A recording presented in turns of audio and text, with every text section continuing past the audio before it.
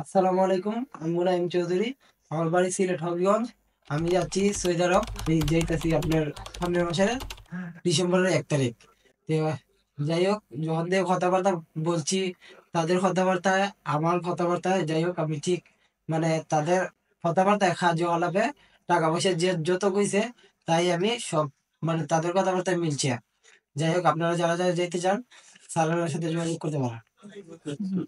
আমি মোহাম্মদ জামান হোসেন লক্ষ্মীপুর থেকে এটিকে ইন্টারন্যাশনাল ডান্স ইউনিভার্সিটি থেকে আমি সৌদি আরবে কার ওয়াশ ক্লিনার বিষয় যেতেছি।